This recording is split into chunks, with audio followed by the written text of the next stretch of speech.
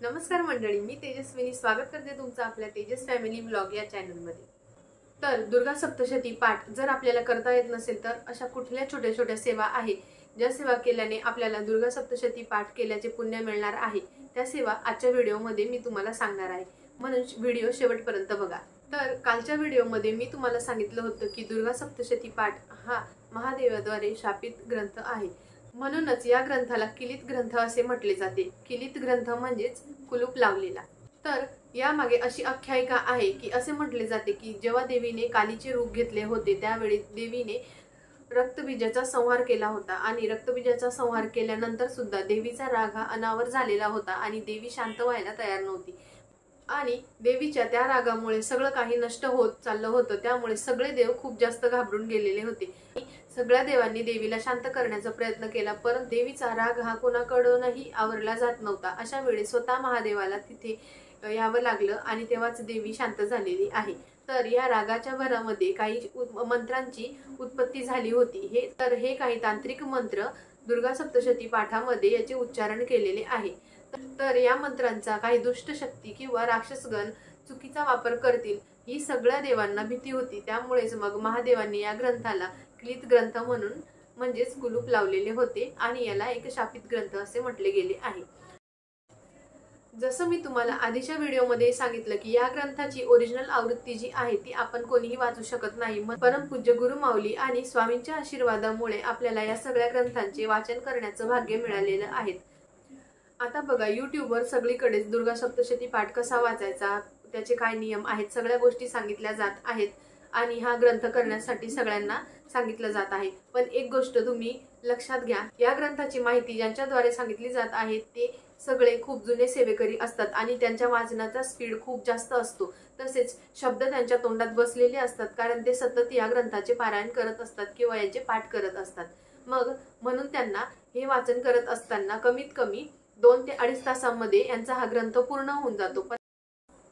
पण आपण पहिल्यांदा जेव्हा हा पाठ करत असतो त्यावेळेस आपल्याला कमीत कमी 3 तास लागूनच जातात आणि त्यामध्ये आपण उच्चार जर व्यवस्थित करण्याचा प्रयत्न केला तर आपला वाचनाचा स्पीड अजून कमी होऊन जातो आणि 3.5 तास सुद्धा लागून जाऊ शकतात। म्हणूनच या पाठाला बसण्याच्या आधी आपण इतका वेळ व्यवस्थित वाचन करू शकतो का आणि एका बैठकीमध्ये सगळं पूर्ण करू शकतो का या गोष्टीचा व्यवस्थित विचार करून घ्या।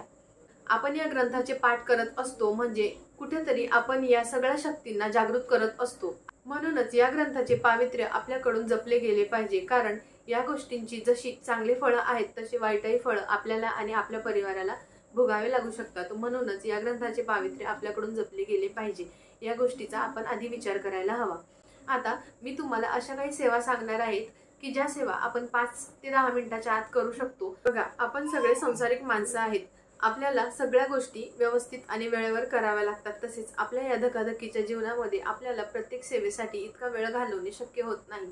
मग अशा वेळेस अशा कुठल्या सेवा आहे की ज्या तुम्ही कमी वेळामध्ये करू शकतात आणि आपल्याला दुर्गा सप्तशती पाठ केल्याचे पुण्य मिळणार आहे, त्या सेवा मी तुम्हाला आजच्या व्हिडिओमध्ये सांगणार आहे। आता पहिली सेवा म्हणजे सिद्धकुंजिका स्तोत्र। आता हा स्तोत्र खूप जास्त प्रभावशाली आहे, तर या स्तोत्राचे तुम्ही जमेल तितक्या वेळेस पठण करू शकतात आणि सिद्धकुंजिका स्तोत्र हा कसा म्हणावा याबद्दल सगळी माहिती तुम्हाला यूट्यूबवर कुठल्याही चॅनलवर मिळून जाईल।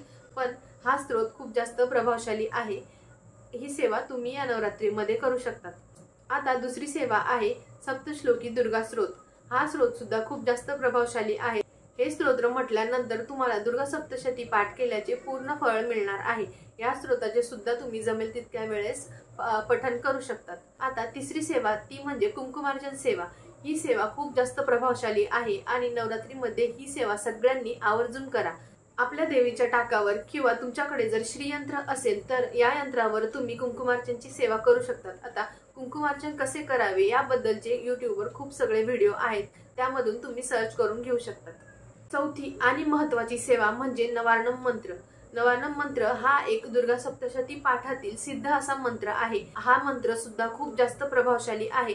या मंत्राची सुद्धा तुम्ही सेवा करू शकता। आपल्याकडून जमेल तितक्या वेळा आपण या मंत्राचे उच्चारण करू शकतो, म्हणजे जितका माळ जप आपल्याला या मंत्राचा करता येईल तितका तुम्ही करू शकतात। फक्त हा मंत्राचे उच्चारण करताना आपण देवीच्या समोर बसून किंवा एका जागी बसून या मंत्राचे उच्चारण करायचे आहे।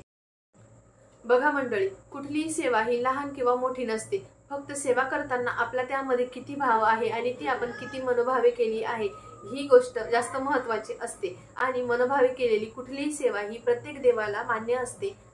जसे आपल्या स्वामींना आपण खडीसाखर जरी नैवेद्य म्हणून मनोभावे दिली तरी ती त्यांना मान्य असते आणि ते गोड मानून घेतात।